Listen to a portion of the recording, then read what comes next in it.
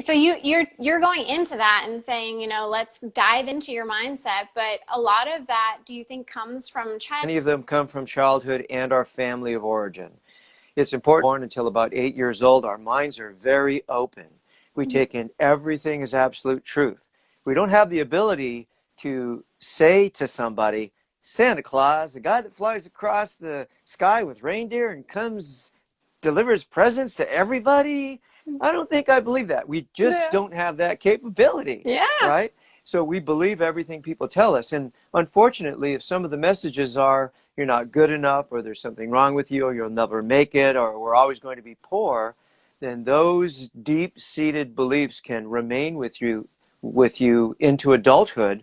And then you got 12% of your mind saying, I want to make a lot of money, I want to be healthy, I want to take good care of myself. But then you got 88% of your mind operating on this old programming. And that's where the conflict comes in. And typically that 88%, it's 88%. It may Yeah. very well win out a lot of the time.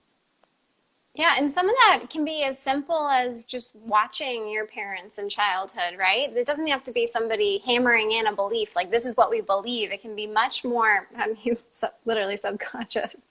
Modeling Modeling. behavior. Yeah. Modeling behavior. So, an example would be if you heard your mother say a lot of times, oh my God, that makes my head hurt. Or, Mm, you're giving me a stomach ache, and we take in that kind of organic language and we repeat it. And if we repeat that long enough, our mind says, okay, stomach ache, sure, here we go, right? Or headache. Or, when we think about this organic language, there's so much language that refers to our bodies. You have no spine. I don't know if I mm, have the guts. I can't stomach that. What a bitter pill to swallow. And wow. all of these different language patterns reflect the power that the mind has over the physical body. That's stuff I haven't even thought about, but it is. It's super Mm-hmm. powerful. The language and Mm-hmm. the linguistics that we choose are also going to program our brains, but also the people that we surround ourselves with and their linguistics, they're going to have just as big, if not bigger, of an impact depending on how we view them. Absolutely. Excuse me.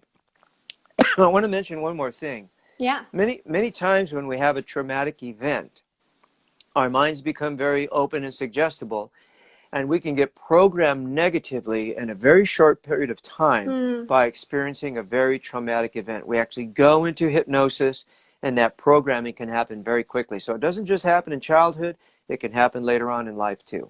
Yeah. Can you give an example of that? Because I think it's probably more frequent than we're thinking. It doesn't have to be a crazy trauma, but can you give like a couple examples of that? Absolutely.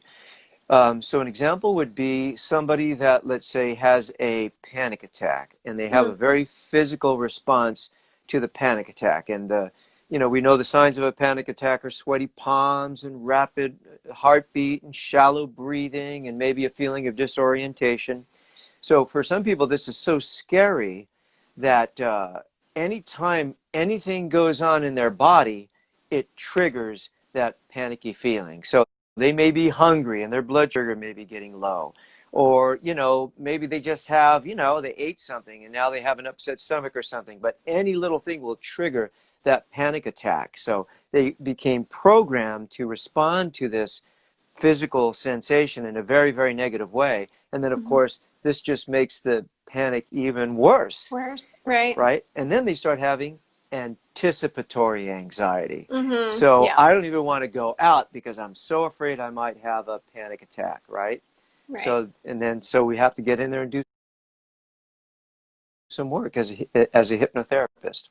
Yeah, and when I talk to people about there's two things that fall really close to each other. Two conditions I almost put in a similar category, especially for people who have had anxiety attacks specifically, because there's a triggering event that usually caused the anxiety, panic attack, or the insomnia in the first place. Maybe they had a big test or whatever it was.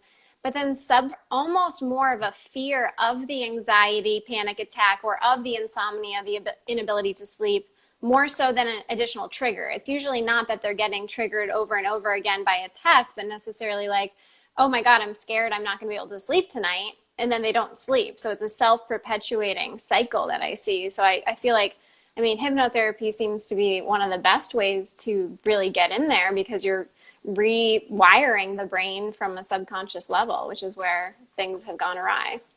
Absolutely. And particularly with sleep, many people begin to expect that they're going to have a bad night's sleep, and they Mm-hmm. reflect it in their language. Oh my God, I wonder if I'm going to sleep tonight. I wonder if how I'm going to feel tomorrow.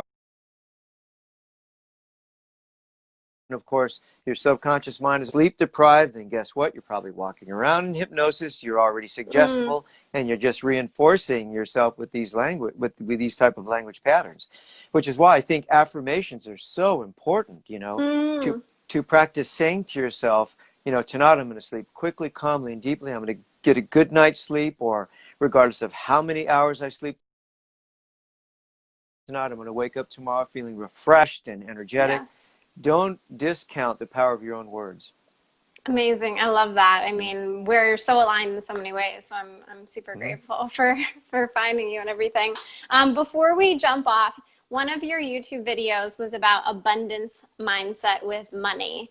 And Right. so I would love for you to speak a little bit about it. We only have a few minutes left, but kind of if somebody wants to change their mindset around money, say they're not making enough money, and I know this is Uh-huh. you have a whole seminar on it on YouTube. So I Right. get that it's not a quick one, but what are some things that people can start doing today to help to start to shift that?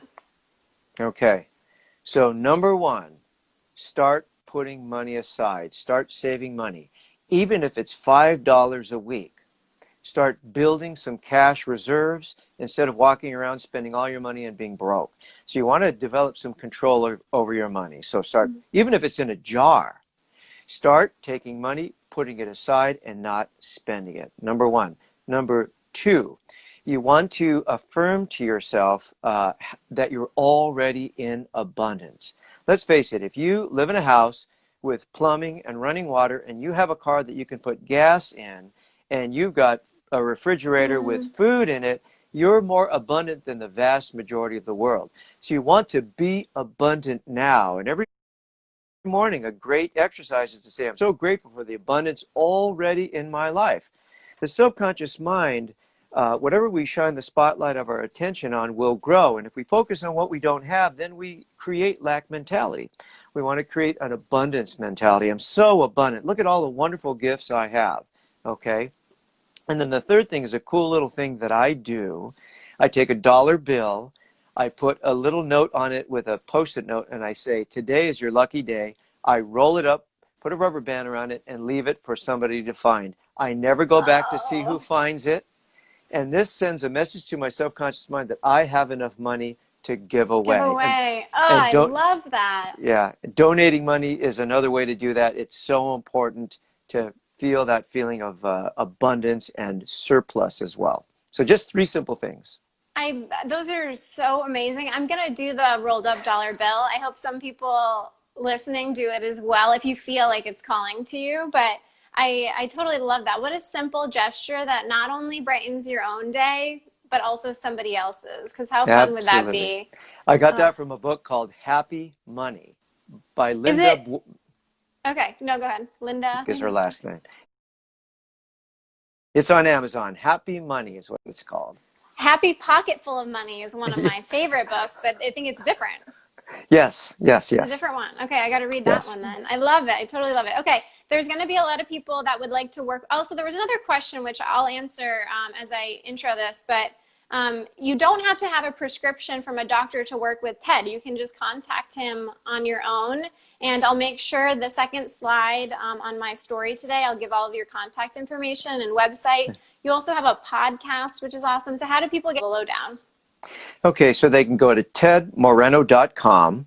They can click on the contact menu. There's another tab called Ready to Get Started.